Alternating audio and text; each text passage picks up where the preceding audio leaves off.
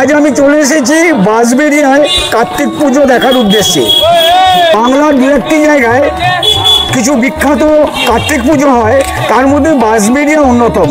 তো আজ আমি বাঁশবেড়িয়া এসেছি। দেখুন প্রাণের শহর বাঁশবেড়িয়া, ঠিক আমার ডান দিকেই দেখুন রয়েছে প্রাণের শহর বাঁশবেড়িয়া। অর্থাৎ আমি বাঁশবেড়িয়ায় এসেছি। আমি প্রথমে হংসেশ্বরী মন্দিরে যাব। হংসেশ্বরী মন্দিরে গিয়ে সেখানে মায়ের দর্শন করে তারপর এখান থেকে আমাদের কার্তিক পুজো, এবছরের কার্তিক পুজো পরিক্রমা শুরু হবে। কার্তিক পুজো দেখা, বড় বড় পুজোগুলো হয়, তার যতটা সম্ভব আমি দেখব।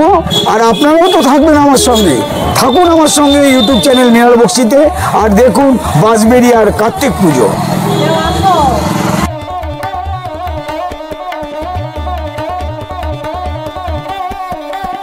নমস্কার, আমি মৃণাল বক্সি ইউটিউব চ্যানেলে আপনাদের স্বাগত। আজ আমি চলে এসেছি বাঁশবেড়িয়ায়। বাঁশবেড়িয়ায় মা হংসেশ্বরীকে দেখব, তাই আমি দাঁড়িয়ে আছি হংসেশ্বরী মন্দিরের সামনে।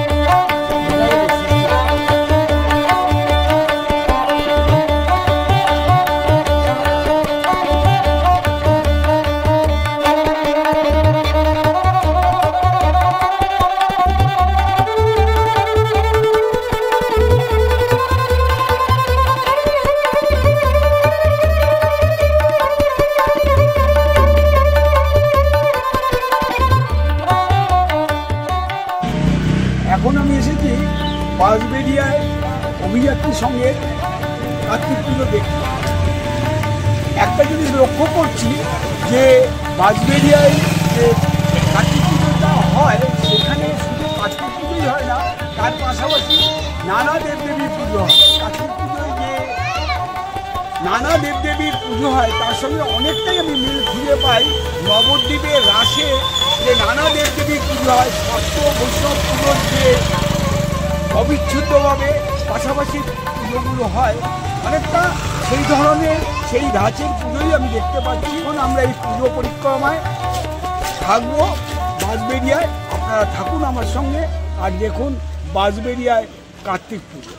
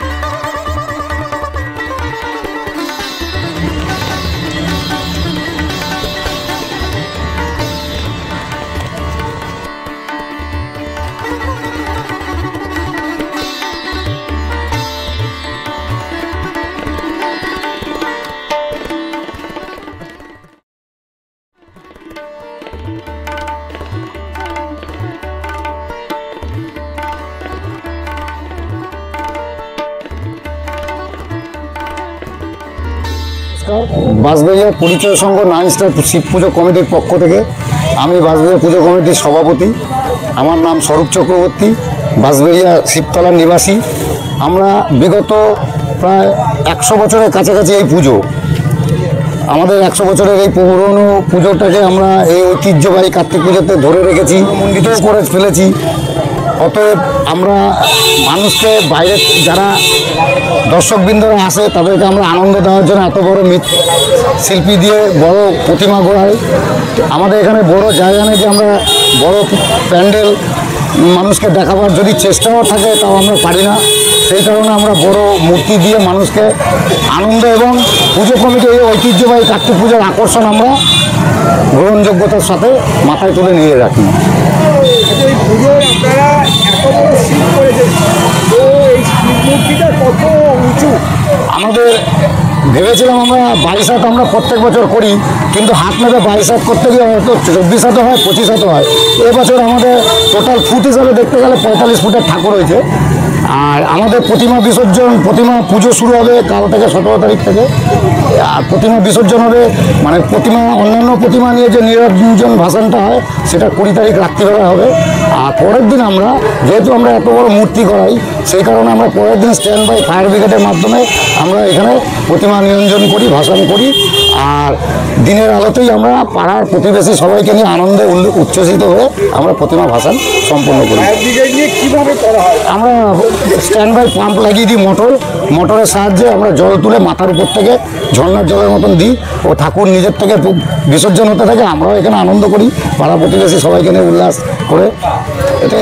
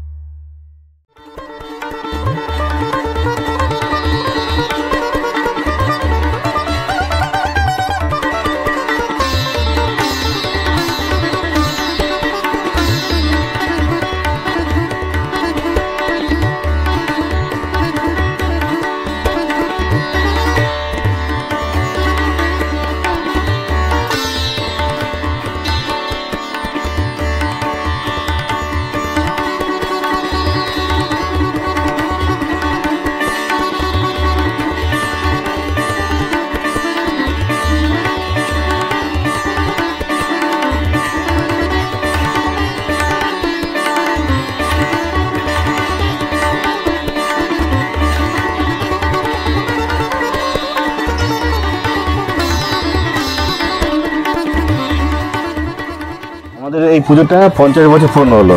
তাই এটা আমাদের ক্লাবের নাম জানুয়ারি বালক সংঘ ক্লাব। এবারে পুজোটা হচ্ছে উড়ান। আর আমাদের এই পাখি আস্তে আস্তে আমাদের পাখিরা সব এখান থেকে বিলুপ্ত হয়ে যাচ্ছে।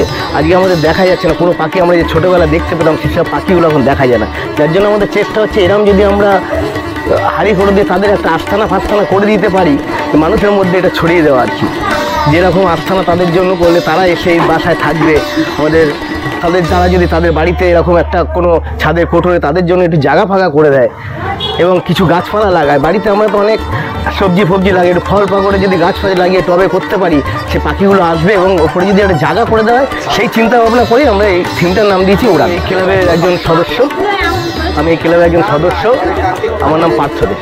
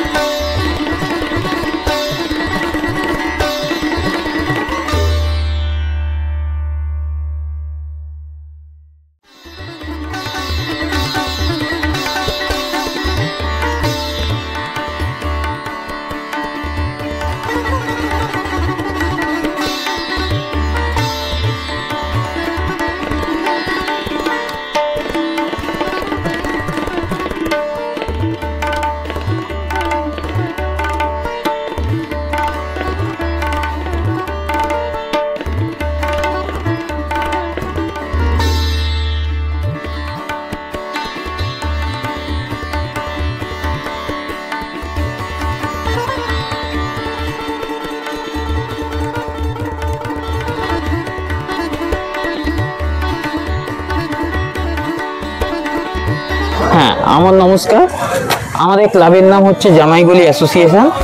আমাদের পুজো হচ্ছে জামাইগলির জামাই কার্তিক। ঠিক আছে, এবছর আমাদের থিম হচ্ছে বিরহে গ্যাথা নকশি কাথা। আমাদের যে শিল্পী ছিলেন, যিনি থিম মেকার, তার নাম হচ্ছে প্রশান্ত খাটুয়া। তিনি পূর্ব মেদিনীপুরের বাসিন্দা। আর আমাদের যে ঠাকুর বানিয়েছেন তার নাম হচ্ছে গোপাল পাল, হাওড়া আমতায় থাকে। এটা অ্যাকচুয়ালি করতে সময় লেগেছে 6 মাস ধরে এটা করেছে এই কাজটা। হ্যাঁ হ্যাঁ, এই প্যান্ডেল না, যিনি শিল্পী আছেন তিনি তার নিজের স্টুডিওতে 6 মাস ধরে এই কাজটা করেছে। ওয়ার্কশপ আছে এবং ওয়ার্কশপে ওনার অনেক ইয়ে থাকে, স্টুডেন্ট থাকে, সেই স্টুডেন্ট দিয়ে করা। আমি হচ্ছি এটা হচ্ছে আপনি দেখে নিলেন, এটা পুরো কাঁথা স্টিচের ওপর প্যান্ডেলটা। ঠিক আছে, আমাদের যে শিল্পী তিনি এই ছবিটা নিজের হাতে করে এঁকেছেন। ঠিক আছে, পুরো গ্রাম বাংলাকে তুলে ধরেছেন এটার মধ্যে দিয়ে। আর আপনারা দেখেছেন পুরো সেট আপটাই ওনার পুরো নিজের হাতে করে তৈরি করা। আর এইগুলো তো সব আছে পুরো কাঁথা, পুরো শিল্প, মানে সুতোর কাজে পুরো প্যান্ডেলটা। এটার নাম হচ্ছে জামাইগলি এবং এই ঠাকুরের নাম হচ্ছে জামাই কার্তিক। ঠিক আছে, এই ঠাকুরের নাম করেই হচ্ছে গলিটার নাম হয়েছে। পুজোটা হচ্ছে অনেক পুরনো, প্রাচীন পুজো। কিছু বছর বন্ধ থাকার পর আবার 1983 সাল থেকে আমরা পুজো আবার স্টার্ট করি। তখন থেকে আমরা ওই হিসাবেই থাকি, কিন্তু এটা অনেক প্রাচীন পুজো। এগুলি অ্যাসোসিয়েশন। আচ্ছা, একটা কথা বলি। আচ্ছা, আপনাদের এখানে দেখতে পেলাম যে কার্তিক পুজো উপলক্ষে বাঁশবেড়িয়ার এত উৎসব দেখা যাচ্ছে। হ্যাঁ, কিন্তু কার্তিক ঠাকুরের সংখ্যা খুব কম কেন?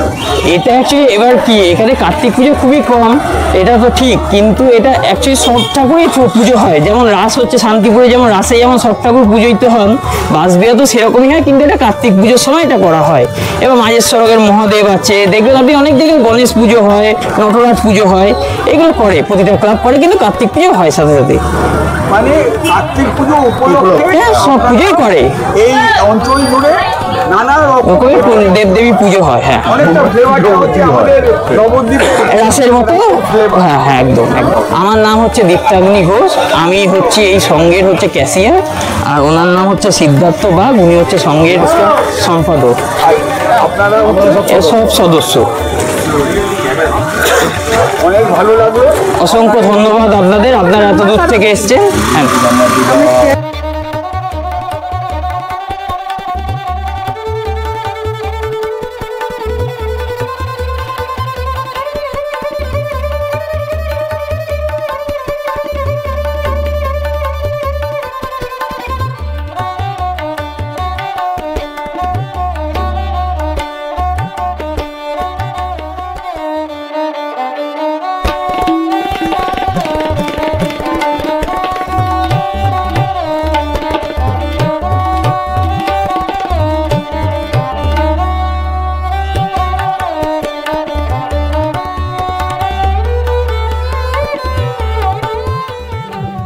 বাঁশবেড়িয়ায় কার্তিক পুজোর পরিক্রমায় আমি এখন চলে এসেছি জামাই গলির জামাই কার্তিক দেখতে।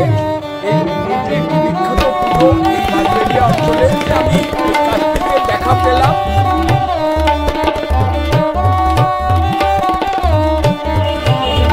বেশিরভাগ পুজোই নানা দেবদেবীর পুজো হচ্ছে, কিন্তু কার্তিক ঠাকুরের সংখ্যা খুব কম।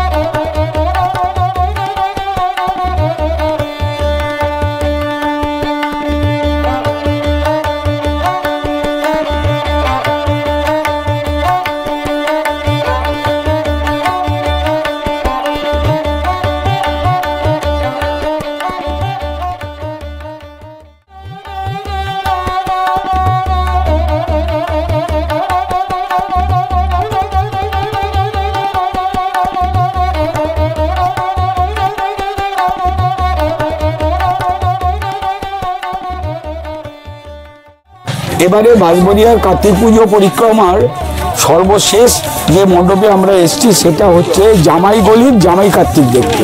এই পুজোটি একটি বিখ্যাত পুজো, প্রতি বছরই খুব সুন্দর মণ্ডপ হয়, কিন্তু এবছরের মণ্ডপ দেখে আমি অভিভূত হয়ে গেছি।